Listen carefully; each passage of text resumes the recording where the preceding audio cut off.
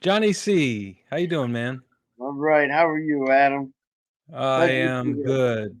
We are live with the people who move, and man, I will tell you, you are the person that moves mountains for me for past what, almost 15 years now. We've known each Close. other for a lot of years. So, hi everybody to our millions of fans out there in the global world and the earth. Adam Zimbruski with Hospiamo. We've got John Cardonia, hotelier, operator, chief engineer extraordinaire, builder, construction manager. You have a lot of titles, John. Too many hats. Um, the most friendly title I can say, the most proud one, is the fact that you're a friend of mine and a friend of Hospiamo. And a lot of people ask what Hospiamo is all about, and you never have, because you get it. You also get that there's no need to define something as you're building something, right? So Absolutely right. we've been building something together, and you've been a big part of my life and the life of Hospiamo. And so thank you for that. Been an And enjoyable path. it's Thursday, November 2nd. We just had a nice little Halloween. John, I thought about wearing my favorite hippie wig with my bandana and glasses, but I chose not to. And the reason I chose not to is because we're talking about something that's pretty sensitive and very real today, that has to do with a lot of people out there that might be struggling with something. And we're talking about the hospitality industry, hotels, restaurants, and working in kitchens, and people that might be struggling with something, whether it be some sort of challenge at home. They could be uh, challenged with something that has to do with alcohol or drug addiction, and they're trying to fix something in their life. But our industry in hospitality, we serve others, and the best ones that I've been affiliated with is we serve each other, which empowers us to serve our guests, right? Exactly. And you and I have talked a lot about the topic of that it is, 90% of the days might be unrewarding. It might seem like, what am I doing this for? Why am I keeping these guests safe? Why am I cooking this food um, that I'm putting my heart and soul into, and I'm not getting any feedback? And I'm getting yelled at by a boss, or I'm getting yelled at by somebody else, and you just have a bad day. And then you come back and you have a great day, and everything is wonderful. And so we often say in our industry is that it is an emotional roller coaster. Absolutely. So that's the topic of what we're talking about today. And the topic is the emotional roller coaster, and how it relates to mental health in the as we the hospitality industry is not an industry, right? So, but in the umbrella of our industry is the service industry of serving other people and keeping them safe and happy and secure and well fed and having a good time. But it is an emotional roller coaster. Um, John, in previous conversations, you've talked about gossip. You've talked to me about the positive effects of gossip. You've talked to me mostly the negative effects of gossip and what that might do to somebody's life and career. So we're going to be talking about that a little bit, and it's not going to be very long. We're going to spend about 20 or 30 minutes.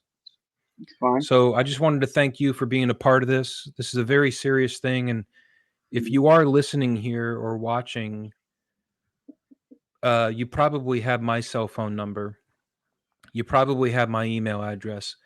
You might have John's, but send us a text and send us an email if you think that this is a good topic for us to talk about every week or every other week. If you think it's a good thing, because our agenda builds each week. We don't really have an agenda, and we do it because we are we want to kind of ride that emotional roller coaster wave about where we go. And so today we're talking about that. We're talking about some uh, we'll call it addiction. We'll call it the disease of alcoholism that we do see a lot in restaurants and hotels.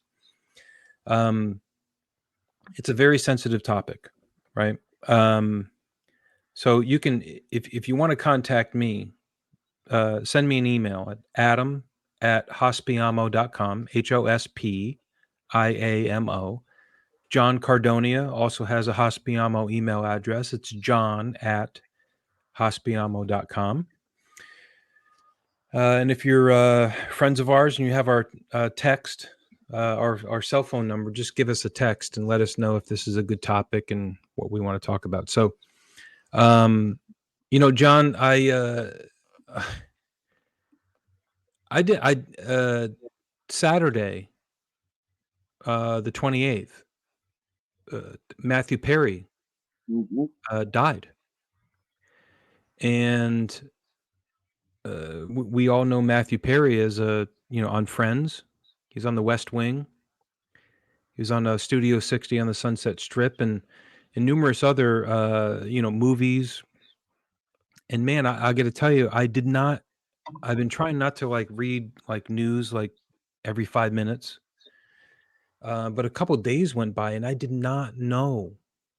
And when I found out that it was Monday morning, I was just checking stuff out. I was doing some work and I think I found out on YouTube someone was talking about Matthew Perry. I said, why are they talking about Matthew Perry so much? I knew that he came out with a book about addiction, about struggles that he had had. And then I saw something pop up, with dash 2023 that would suggest that somebody recently died, right? Like, oh my God. So, it's we got to analyze our emotions. Man, I was floored by it. And it wasn't because I was just a fan of his. Uh, I I think I related to him in many ways as someone that was dealing with a struggle and that was very open about it for years. I went back into seeing some old interviews from like David Letterman back in the early 2000s. So this is 20 plus years ago. This guy has been talking about addiction and mental health struggles that he has had personally for over 25 years. And he's probably one in a million of the people that actually talk about it publicly. And so I think that that's why it affected me in that way.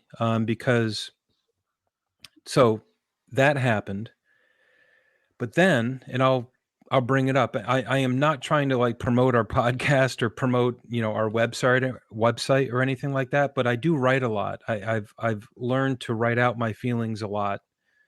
And I did write something on the Hospiamo blog, and it was about Matthew Perry. It was 10 days before he passed away that I published it on the Hospiamo blog. And the reason why I wrote it was random. It was because I have this opinion, and I always have, that as a manager of hospitality people at a hotel or a restaurant, mostly, you got to have multiple personalities.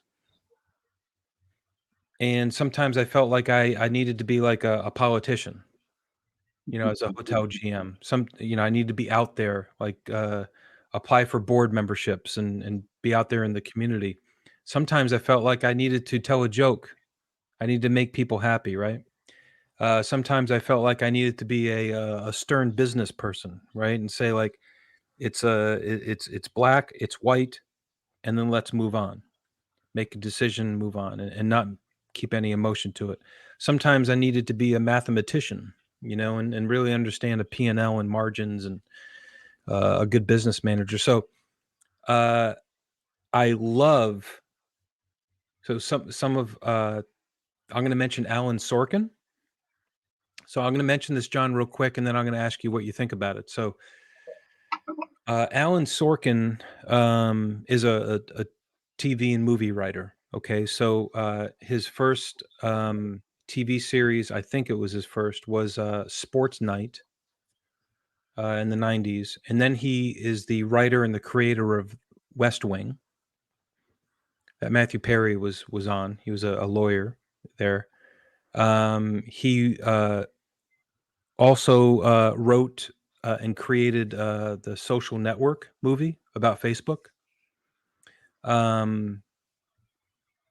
Many other movies, but he also wrote a lot of people don't know about this series. It only was there for a couple seasons, but Studio 60 on the Sunset Strip is just an amazing TV show, and he wrote it and created it. And he also wrote and created Newsroom. Now, Newsroom is it's probably my favorite. I've seen. I think there's four seasons.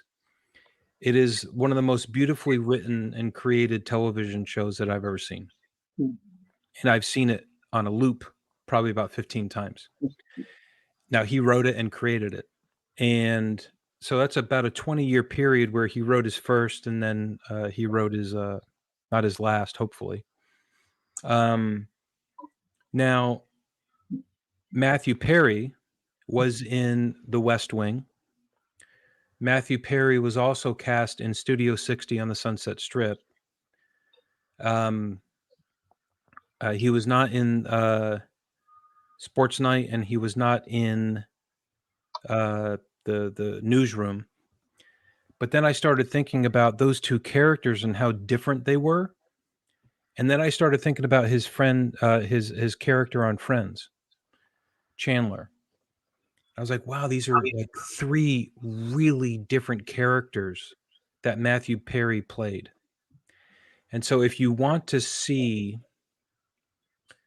and read our analysis about, we analyzed those three characters, and those three characters, the perspective was all three of them are inside of a hotel general manager or a restaurant general manager all the time. And I call them a chameleon. And so, long story short, John, that emotional roller coaster has to do with there's not one typeset, there's not one characteristic that someone in the service business operates at. You're not always this one person all the time. Mhm. You're this chameleon that's being asked to do different things at different times. And I will say it's very difficult to do that. And so it's not ironic, or it's not I don't know what the word is, but when he passed away on Saturday, and I had written that on 10 days before, I was really connected to it, and it really affected me. And so that is what inspired this conversation here today. You and I have known each other a lot of years, and so the topic is, we'll call it mental health in the hospitality industry, but it's as it relates to drug use and alcohol use. What I have found is that people that are very close to me use drugs and alcohol as a way to deal with that emotional roller coaster. Indeed. Would you agree? And thank you for being on the show here, John. You're such a Yeah, great friend, and thanks for spending time on this. I know it's a sensitive subject, and not a lot of it people want is. to talk about it, to be It's honest, but thank you for being here. it is a very sensitive subject, and a lot of it has to do not just with the personal effects of life outside the job, but the daily grind. As you know, in hospitality, there's times that you could work 21 days straight without a break. And and I don't mean 21 days straight, but 24 hours on and on and on. But it's just, you go to work, you could be there 10, 12 hours, you go home, hey, how you doing? Eat, go to bed, you're right back up, and it just seems like it's a matter of minutes before you're back again. And after a while, it does take a toll on you. And it doesn't, there's times, as you stated, that it just seems like a vicious cycle that you're not being rewarded. You don't see the light at the end of the tunnel, then everybody starts to expect it all the time. And then that one time that you go off character, it's like everybody changes on you. And I think Interesting. Yeah, when you say everybody expects it, what do they expect? You they mean they expect expect you you to to be be on all there the time? all the time, always being on, always got to be on. Well, Mm. yeah, I can leave it for him because he'll do it or she'll do it. And sometimes you don't mind doing it, but after a while, carrying the load gets pretty heavy, and it becomes a psyche that you carry home, and it overtakes the home base, if you will, meaning that you're bringing the work home, much like don't bring your personal life to work, don't bring your work home. Well, after a certain amount of time, it becomes imbalanced, and the two of them just end up melding. And That's what very I've real. seen, So yeah, what I've seen is people do find a way to escape it, try to ease that pain. Maybe it's not meant to. Maybe it's like, oh God, yeah, I kind of like this feeling. It feels always up. I feel good. Yeah, this is great. Um, but what you don't notice is that you see it one way, but people see it a completely different way, and they see the change. And what you think is a good change is not always a change. If I may, um, I used to weightlift heavy a lot. And my big go to was Rip Fuel. Rip Fuel was loaded with Mahung. It is outlawed now. But I will tell you that after taking that, people would say, John, you're changing. You know, I would go off the handle. I would think I was fine, but I would go off the handle and I wouldn't think anything of it. You don't know what you're talking about. And so now you take that to the next level, you know, whether it be drugs, whether it be alcohol, it's the same effect, same exact effect. it's something that affected your behavior It did. that it sounds like something that you were not even aware of. And so, Exactly. yeah, Exactly. you know, um, that's interesting. So alcohol, for example, usually, if somebody's drinking whiskey, vodka, even vodka, you can smell it on their breath. Hmm. And so if somebody is working with somebody, and in that example, John, with you taking what would you call it? Rip Rip, fuel? rip fuel. Yep. What was it, like It a was an pill that you were anabolic taking, or? steroid. It was an anabolic steroid Wow. with Okay. a mahong, which is an additive for increased stimulant. Yeah. Okay. So, and you were not aware that it was affecting your behavior, No, but also other people were not able to smell it right. or see it, or they just saw your behavior and said, I'm sure you have a lot of examples of like, hey, what's going on with John? Like you said, like, Yep. there's been a change. Alcohol sometimes can, if somebody goes out and drinks, you know, heavily or maybe not heavily, but, late, and then they fall asleep, take a shower, whatever, they come into work. Somebody might be able to, that person's behavior might not change. They might be completely normal, but if the person smells the alcohol, they Yep. might actually say something to another person that would affect their reputation at the property or at the workplace, right? So Mhm. when all they did was go out the night before, stay up late, and maybe they forgot to brush their teeth, who knows, Yeah. but Exactly. and so, um, you had mentioned before in other conversations of, I call it telephone, but, the Mhm. idea of gossip and how fast it goes. Yes. So there might be like a lawyer that's watching this. There might be a doctor, or there might be a front desk agent at a hotel. There might be a server or bartender, or my brother Matt. So shout out to my brother Matt. He's on vacation right now. He's I think he's in Greece, Nice. Love of Greece. all places. Yeah, Rome and Greece. So shout out to my bro Matt, who's the co-host here. So send a message to Matt at agilegamechangers.com. Um, so I mean, we encompass a wide variety of industries, right? And so, but particularly, I'll tell you, on a positive level, our industry is awesome. It is. My, besides my family and like the friends that I met that I've known since high school and college, all my friends are in this industry. All my friends Mhm. are, from people that I've worked with, people that I've worked for, um, even guests that I've gotten to know over the years, become friends, and so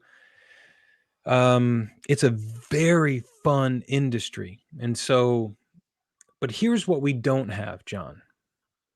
I don't think that we have a lot of outlets No, we do not. for empathy, right? So For for empathy, for anybody that you can talk to, it's a closed knit industry. It's a fun industry, but it's not an industry that you can open up to. And I don't mm, mean open up, hey, I'm having a baby, or I just got a new puppy, or this. It's very select on how you can say and what you can talk to, who you can talk to about any yeah, pivotal changes in your life. it's very much in line with uh close relationships, in that, let me think about this for a minute. So we we say that we're close with somebody, Hmm. right? Oh, that's my best friend. He's up there in California. He lives in Montana. He's my best friend, or she's my best friend, but how often do we actually talk to our best friends and encourage them to be honest about something that they might be dealing with? Hmm. Such as, instead of I want to say it was Simon Sinek, who I watch on LinkedIn a lot. I got a few of his books. Phenomenal leadership author and communication author. So if you want to check out his stuff, Simon Sinek, Sinek.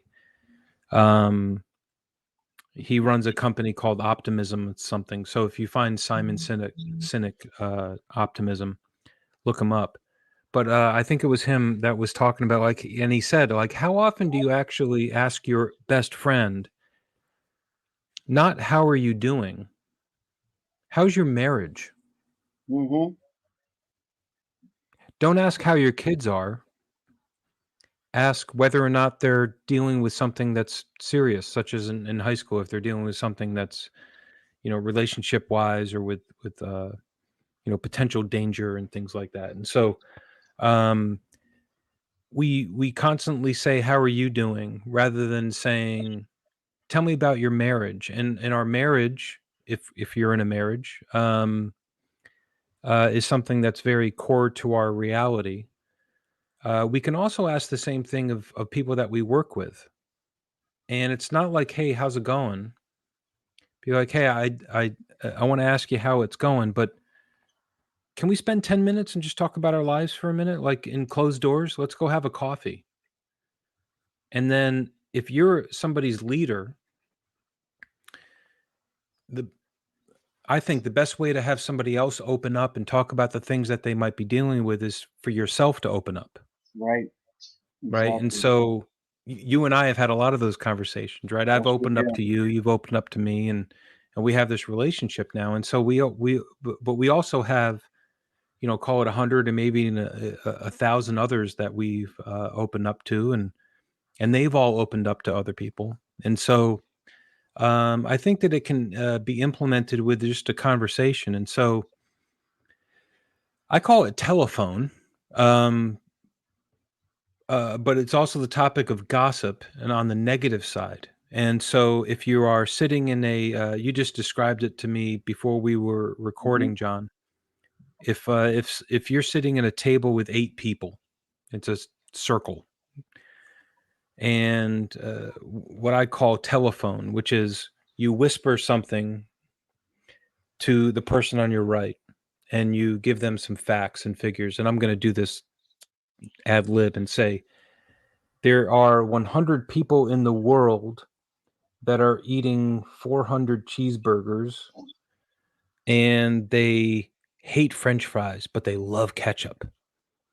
And you say that to the person to your right, but there's 8 people, right? And then the person says their job is to repeat the same thing that they just heard to the next person. And then what the social experiment is that by the time you come out to the last person, what I just said, they said 100% of the time is not accurate to what the person tells me at the end, right? And so that just describes gossip. And so back to what we were talking about related to the person that comes in after a night of partying or whatever, they're on time, but somebody smells whiskey on their breath, let's say, or maybe they're noticing your behavior's wrong. Whatever wrong is, who knows? And then they tell another person, "Hey, Bob just came in. It's 8 in the morning, and I smell alcohol on his breath." Well, maybe it's not alcohol. Maybe it's a peppermint that the guy has on his breath. Who knows? But maybe it is alcohol. Maybe it's something that he's out there having a couple drinks the night before and didn't brush his teeth. And then they tell one person, and then that person tells another person, and another person. And then after a day or two, all of a sudden, Bob's an alcoholic and he needs to be talked to by human resources, and he might lose his job. Yep. And if he loses his job, he's going to lose his income. And everyone suffers at that point. And a lot of times it has to do with um, the alternative, which could have been, "Hey, Bob, I smell alcohol on your breath. Do you want to sit down for 10 minutes and talk about that?" That's the same thing as saying to your best friend, "How's your marriage?" rather than "How are you doing?" Hmm. That's how I kind of equate that, John. I know you don't think I'm crazy, but I mean we got No, umbrellas that we deal with all the that's it. time. And so does that make It sense? makes perfect sense. Anymore, I usually don't say how you doing. And if I do, it's in a jokingly way. But usually anymore, it's how's life. And that just sums everything up. Life is life. Well, what do you mean? Talk to me. Set it off. It's gotten into the world today that people just are closed off, and I think so more so in the last 3 years than in before, and it's made communication quite hard, and we need to get back to the openness and the feel goodness of the human population instead of being enclosed and closed amongst each other. Um, as you stated, I mean, I personally have a very very hard time talking about myself. I have a very hard time opening up. There's been a couple of times I've had a hard time talking to you about it, to where tears started coming down. It's Yeah. that's not the tears of embarrassment. It's not the tears of pain. It's the tears of hardness that it's hard for me to get it out.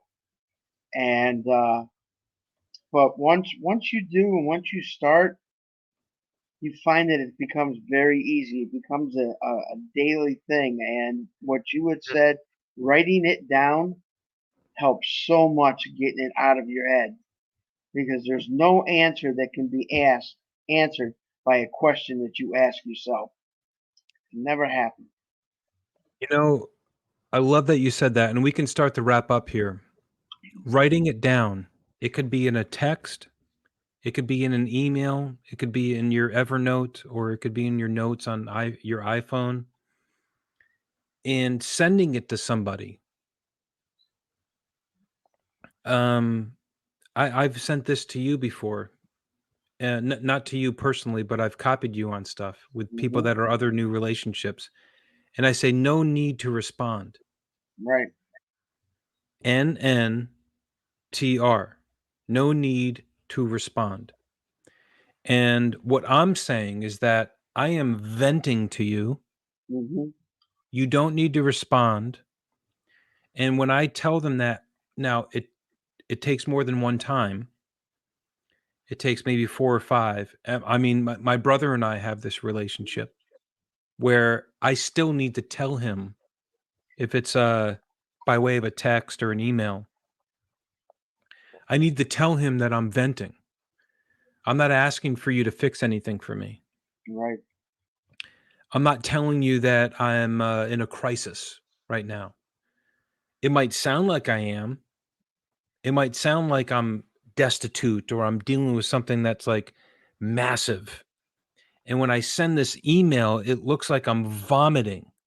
Mhm. And so when somebody throws up and vomits, what do? You think like, "Oh my god, I gotta help this person," right? And so as an outlet, and as what we're talking about here, I will say to everyone listening that if you are feeling a certain way and you think of that one person that you can say, "I just want to text you," or "I just wanna email you my thoughts. Please don't respond. I'm fine, but I need to get this out. Right. I need to get it out." Absolutely. And John, you're one of those friends for me. I've been very honest with you about stuff that I'm dealing with. It took me a while, right? Mhm. It took me a while to be more open and vulnerable with you. The same way it takes me a long while, and I'm still working on all that stuff. I'm working on being open and vulnerable with other people because I kind of had these walls built around me for the first, call it 15, 20, 25 years of my career as like, oh, Adam can be the one that can go help the other person. So therefore, Adam needs to be strong all the time. Well, if I need to be strong all the time, what does that look like when I'm weak? And so not in my personal life, well, somewhat in my personal life, but a lot of times in my professional life, the idea of looking weak made me feel like I was not going to be able to, get a job 5 years from now, or like get a promotion that I was looking for. Like, oh no, Adam's weak. And so, well, being vulnerable, what we have learned together and what I have learned is that being vulnerable and humble is actually strong. Mhm. Being able to send somebody a text that says, "Hey, I am struggling with something big time." I got a text 2 weeks ago from a friend that I used to work with, but we've become friends. And he said, "I'm drinking again." And I knew what that meant. I knew that he had been going through uh, sobriety for over, I want to say over 5, 6 years. And I just said, "Do you want to talk about it?" No. Do you have a sponsor? Because I know that he had gone through AA, Alcoholics Anonymous. He said, "Yes." Good. What can I do for you? This is all via text, right? And I can even read the text to you. I would have to go back and find it, but he said, "All I wanted to do was tell you." Mhm. And it almost brings me to tears right now because, that's what he's saying. "All I wanted to do was to tell you." And I had a very hard time not, uh I think I've evolved over my life because 15 years ago, I would have said, "Hey, I just bought a plane ticket to come to where he is, and I'm gonna be there for you." But that's not what he wanted, right? He just Mhm. wanted to say here, but many years before, I was when I would say, my worth as a person was to go there physically and to help him fix his problem. Right. and we were there for each other in that way. But now, as we've evolved as humans and matured a little bit, I listened better, and he said, I don't need, I don't need anything from you. I just want to know that you received this text and that you know that I'm dealing with this. And man, I will tell you that that's the one of the more deepest things that I've received and had to go through myself. And so as we go through all this in hospitality, John, I think there's 60,000 hotels in the United States. That's about call it $600 billion worth of hotel real estate. Multiply that by 10. That's how many restaurants there are. Do you know that? There's about Mhm. 600,000 restaurants in the United States. Um, and our job in the hospitality industry is to serve others. And we take it very seriously. And when things don't go well one day, that doesn't mean that you're striking out for your life. That just means you struck out. And uh, my son is a big baseball player and a fan, and the number 1,330 has always been something of our family, and that's how many times Babe Ruth has struck out. 1,330 times Babe Ruth, the best player in the history of baseball, failed miserably 1,330 times. And he has said, and many other people that I've used that number with have said that that's been helpful to them to understand that like they're not alone. Even the best in the entire world are dealing with something. And we've all seen movies and read about Babe Ruth and that his life was not perfect. And we are not perfect. We are not we can see the movie like Good Will Hunting and listen to Robin Williams talk about the psychology of living day by day. We can talk about Matthew Perry to bring this back full circle. Um, I'm going to go back, John, and make a commitment to you. I'm going to go back and look at what I wrote about Matthew Perry related to hotel general managers. And I honestly, I think it was well done. Um, I didn't touch on this emotional roller coaster. I did talk about how you got to be a diplomat, you got to be a politician, you got to be a business manager, you got to be a humorist and deal with a lot of different people and personalities. But at the same time, um, we're here recording this and we're here streaming this live, and it's a very personal thing. So I want to send a shout out to anybody that's dealing with anything. Try to find an outlet, and if you can't find an outlet, um, well, not if you can't find an outlet,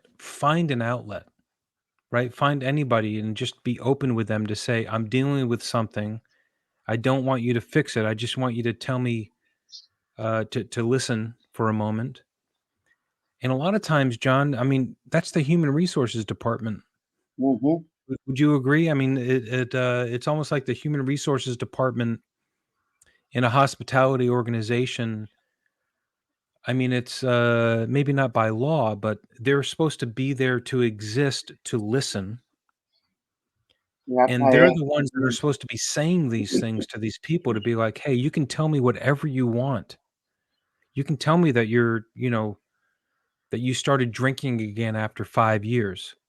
I want your help. And I'm not going to go tell your boss, and you're not going to get fired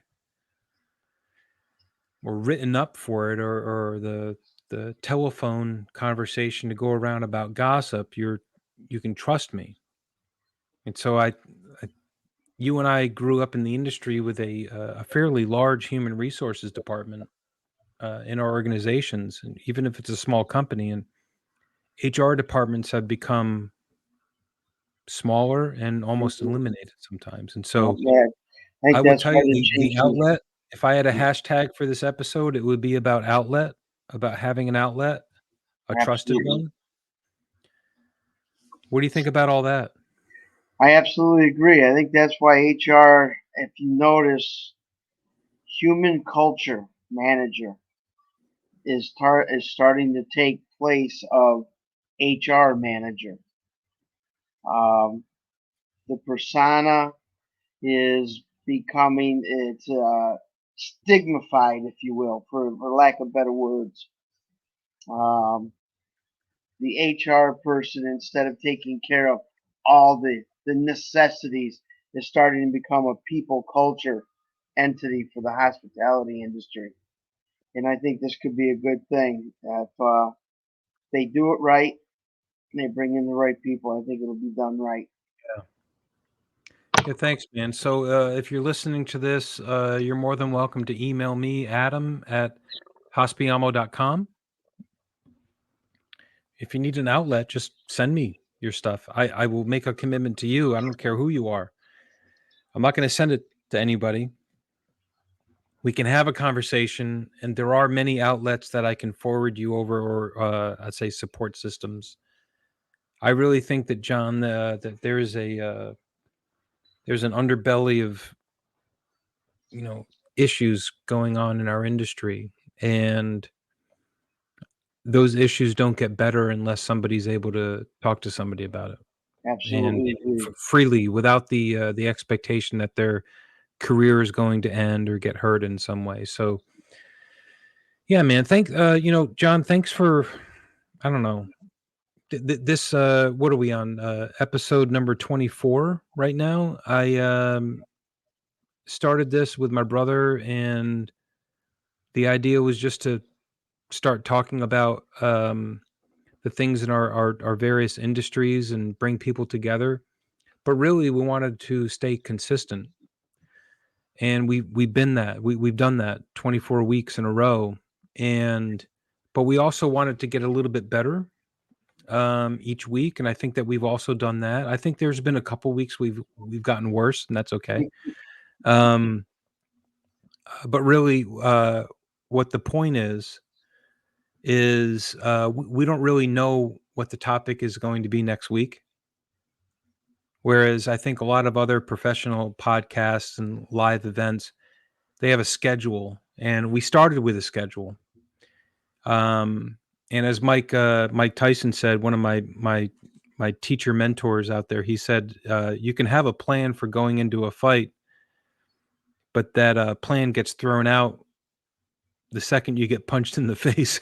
Yeah, And so that happened very quickly, where we had a plan, and I said, "Oh yeah, we can do this for that week. We can do that for that week." And so, thanks for exploring this with me, and kind of watching me stumble around trying to figure stuff out. But this is a platform at the end of the day. And it's not my platform. It's not yours. It's not my brother's. It's just a platform for people to jump on, and I consistently invite people in to speak their thoughts. And the fact that you spend time with me publicly talking about these things, it puts you on another level of humanity and vulnerability, and being open to talking about these things. So, John, thank you sincerely, it was my pleasure. I always my enjoy brother. that. All right. Well, thank you everyone for listening and watching. Our billions and billions of fans out there that send me billions of messages. Thanks, everybody. We're going to end the recording and end the session, and you all take care. Thank you. Have a great day. Good luck.